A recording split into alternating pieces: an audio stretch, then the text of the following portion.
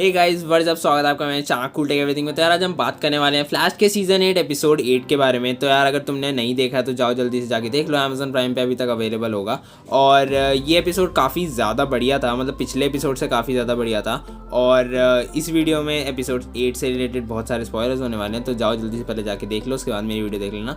तो with a fair spoiler warning और without any further ado video को start करते हैं। तो एपिसोड स्टार्ट होता है एक लोकल बार से और हमें दिखता है कि वहाँ पर 2 वर्कर्स काम कर रहे हैं लेट नाइट शिफ्ट में। और एक लेडी वर्कर जो वहाँ पे काम कर रही है वो ऑलरेडी लीव कर चुकी है और वो कहती है कि मैं यहाँ से जा रही हूँ और जो थोड़ा बहुत काम है वो तुम करके बार को शट डाउन कर देना। तो उसी टाइम हम देखते हैं कि वो जो बार वर्कर होता है वो जा रहा होता है अपने घर, बट हमें एक अननोन मेटा दिखता है और हमें ऑफ कोर्स नहीं बताया गया ये अननोन मेटा कौन है, इसकी शक्ल तक नहीं दिखाई गई है। बट ये अननोन मेटा उस बंदे को मार देता है और इसकी powers exactly like fire powers हैं, काइंड ऑफ लाइक रॉनी की तरह। और मुझे लग रहा है शायद कि ये टाइम ट्रैवल का जो भी झोल है उसकी वजह से रॉनी शायद वापस आ गया, मतलब रॉनी का एक विजार वर्जन वापस आ गया है। बट उसके बाद हम देखते हैं बेरी और आयरिस को, और आयरिस कहती है कि थैंक्स फॉर द ब्रेकफास्ट। और आयरिस उसके बाद बोलती है बेरी को कि आज डिनर की रिजर्वेशन करा लेते हैं कहीं बाहर, थोड़ा सा टाइम पास हो जाएगा। बट आयरिस कैलेंडर पे डेट्स चेक करती है और उसको पता लगता है कि आज हेनरी एलन का बर्थडे है, मतलब बेरी के डैड का बर्थडे है। तो वो कहती है कि एक साइलेंट नाइट भी अच्छी रहेगी, मतलब घर पे ही हम एक डिनर टाइप कर लेंगे। और उसके बाद बेरी को वो केस की इन्फॉर्मेशन आ जाती है और बेरी जाता है क्राइम सीन पे। क्राइम सीन पे जाने के बाद बेरी देखता है कि वो जो बॉडी होती है वो पूरी तरह जल चुकी होती है। बट वो कहता है कि ऐसा कोई भी फायर मैटर नहीं कर सकता, मतलब सिर्फ बॉडी जली है और उसके नीचे का फ्लोर बिल्कुल इंटैक्ट है। तो ऐसी पावर्स तो शायद किसी ऐसे की होगी जिसको फायर पावर्स अच्छे से कंट्रोल करनी आती हो। तो बेरी वहाँ पे रिसर्च करता है और बेरी वहाँ पे जो लेडी वर्कर होती है उससे कंफर्म करता है कि ऐसा कोई बंदा क्या क्लब में आया था, मतलब बार के अंदर आया था। तो वो कहती है कि हाँ यही था एग्जैक्टली, और इसकी जो बार वर्कर था उससे थोड़ी बहस भी हुई थी। उसके बाद सबको लगता है कि यही किलर है, मतलब बर्च ही किलर है। और बेरी को भी ऐसा स्ट्रॉन्ग फीलिंग आती है कि यही किलर है, क्योंकि ये सिर्फ अकेला मेटा है जो फायर को कंट्रोल कर सकता है, ऑफ कोर्स क्राइसिस के बाद, क्योंकि अब जब एक ही अर्थ है तो ऑफ कोर्स। देन उसके नेक्स्ट शॉट में हमें दिखता है आयरिस और सीसीसी। तो यहाँ पर आयरिस अपॉइंट करती है एलेग्रा को एक आर्टिकल और वो कहती है कि तुम्हें टेलर के साथ काम करना होगा। और यहाँ पे आयरिस और एलेग्रा की आर्ग्यूमेंट बढ़ जाता है इस चीज़ को लेके, मतलब एलेग्रा ये कह रही होती है कि हम सोशल इन्फ्लुएंसर्स के इंटरव्यूज़ क्यों लें। तो आयरिस उसे कहती है कि हमें सोशल इन्फ्लुएंसर्स के इंटरव्यू इसलिए लेने चाहिए क्योंकि वो एक लेडी सोशल वर्कर भी है और इससे हमारे न्यूज़पेपर के आर्टिकल ज़्यादा पढ़े जाएंगे और तुम्हारा मन हो या ना हो बट तुम्हें टेलर के साथ काम करना पड़ेगा। उसके बाद एलेग्रा और टेलर दोनों जाते हैं उसका इंटरव्यू लेने, मतलब जो सोशल इन्फ्लुएंसर होती है उसका इंटरव्यू लेने जाते हैं। बट एलेग्रा को वहाँ पे उसकी एक ओल्ड फ्रेंड मिल जाती है जो उसके साथ जेल में थी और ऑफ कोर्स वो उससे हालचाल पूछने जाती है, बट वो उसकी बेइज्जती कर देती है और वो कहती है कि तुम्हारी एक अच्छी लाइफ है जेल से निकलने के बाद, बट सारी चीज़ें मुझे झेलनी पड़ रही थी क्योंकि मेरे को जेल से निकलने के बाद सिर्फ एक स्वीपर की ही जॉब मिली थी। तो उसके बाद एलेग्रा कहती है कि ठीक है मैं तुम्हारे ऊपर एक आर्टिकल लिखूंगी तुम्हारी स्टोरी के ऊपर। और उसके बाद हम देखते हैं बर्च को, और बर्च यहाँ पे अपने बेटे के साथ होता है और हम देखते हैं कि वो एक अच्छा काम कर रहा है, एक सिक्योरिटी गार्ड का काम कर रहा है। मतलब आयरन हाइट से निकलने के बाद ज़्यादातर लोग फिर से वही काम करते हैं जो वो ऑलरेडी जिसके लिए वो आयरन हाइट्स गए थे, बट बर्च यहाँ पे एक इवेंट सिक्योरिटी गार्ड की तरह काम कर रहा है। और उसने अपने बेटे से प्रॉमिस किया था कि उसको वो आगे वाली सीट्स ला के देगा, मतलब रॉक बैंड की, बट उसे अनफॉर्चुनेटली पीछे की मिली हैं और इसी चक्कर में उसकी बहस हो गई थी उस बार वर्कर के साथ। और उसके बाद हम देखते हैं कि उसका बेटा उसे कहता है कि dad you are a loser, और वो एडमिट भी करता है कि हाँ शायद मैं लूज़र हूँ। लेकिन उसके बाद सीसीपीडी उसको हर तरफ से घेर लेती है और वो कहती है कि you are under arrest for murder of this.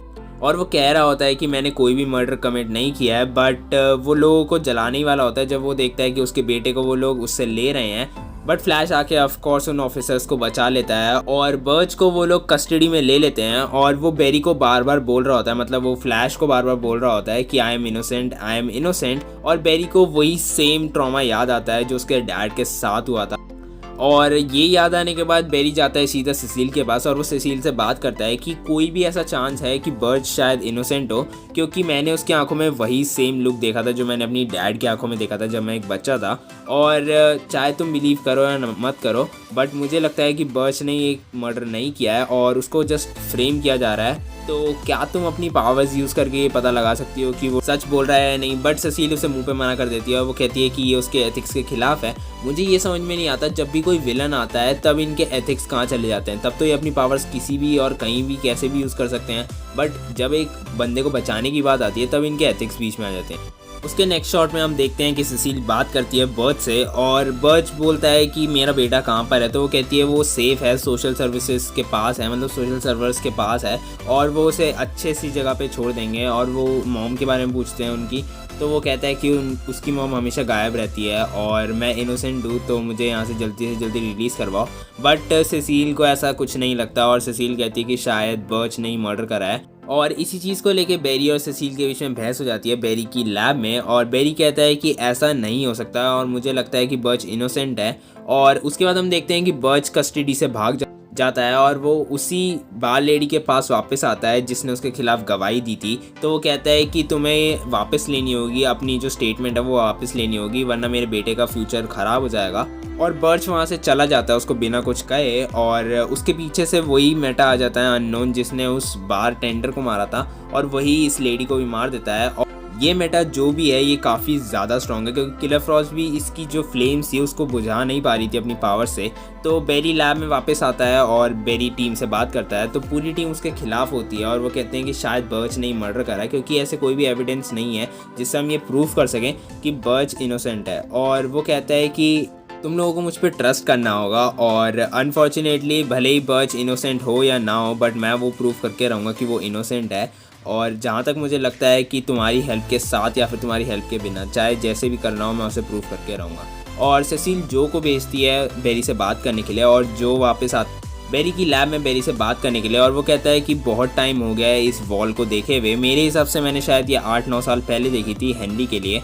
और यहाँ पे वो लोग बात करते हैं कि कैसे आज हेनरी का बर्थडे है और बेरी इसलिए थोड़ा केस पे ज़्यादा अच्छे से काम कर रहा है क्योंकि उसको लगता है कि जो उसके साथ हुआ वो वापस रिपीट नहीं होना चाहिए। जिसके बाद जो बेरी को बोलता है कि चाहे वो इनोसेंट हो या ना हो, बट तुम्हें अगर उसे इनोसेंट प्रूव करना चाहते हो तो तुम्हें अपनी होप्स गिव अप नहीं करनी चाहिए, तुम्हें हमेशा होप लगा के रखनी चाहिए। और उसी टाइम चेस्टर का मैसेज आता है कि तुम्हें ये देखना पड़ेगा बेरी, और वो वही आइसोटोप्स दिखाता है, मतलब वही ग्राफ दिखाता है कि ये जो मेटा है, जो भी ये मेटा है, उसकी पायरोकाइनेटिक पावर्स थोड़ी अलग हैं। जैसा कि तुमने डिस्क्राइब किया था, उसकी पायरोकाइनेटिक पावर्स वैसी ही हैं और ये कोई भी फायर मेटा से मिलती जुलती नहीं है और ख़ासकर बर्च से तो बिल्कुल भी नहीं। जिसके बाद चेस्टर कहता है कि बर्च अपने बेटे को लेने गया है और वो अगर अपने बेटे को लेने गया और वो भी गुस्से में, तो हो सकता है वो किसी को मार भी दे और हम उसको फिर इनोसेंट प्रूव नहीं कर पाएंगे। और ऐसा ही होता है, वो सोशल सर्विस से लेने जाता है, मतलब जो भी सोशल सर्विस कर रहे होते हैं उसके बेटे के लिए, वो उनसे अपने बेटे को वापस रिट्रीव करने जाता है और वहाँ जाके उसका जो गुस्सा है वो और ज़्यादा बढ़ जाता है, जिसकी वजह से जो अर्थ का मैग्मा होता है वो, मतलब जो अर्थ का मैग्मा होता है वो एक्टिवेट हो जाता है और वो वॉल्केनो की तरफ फटने वाला है। और जिस पे फ्लैश कहता है कि अगर तुम्हें अपना बेटा सेफ चाहिए तो तुम्हें इसको रोकना ही होगा, क्योंकि मेरे पास ऐसी कोई पावर्स नहीं है, ना ही किलर फ्रॉस्ट के पास ऐसी पावर्स है जो हम इस वॉल्केनो को रोक सकें, मतलब वॉल्केनिक इरप्शन को रोक सकें। बट तुम्हारे पास ऐसी पावर्स है क्योंकि तुम अर्थ के मैग्मा से कनेक्टेड हो, तुम्हारे जो इमोशंस है वो अर्थ के मैग्मा से कनेक्टेड है, जो कि बहुत ही नॉनसेंस चीज़ थी जो बेरी ने आज तक शायद बोली है।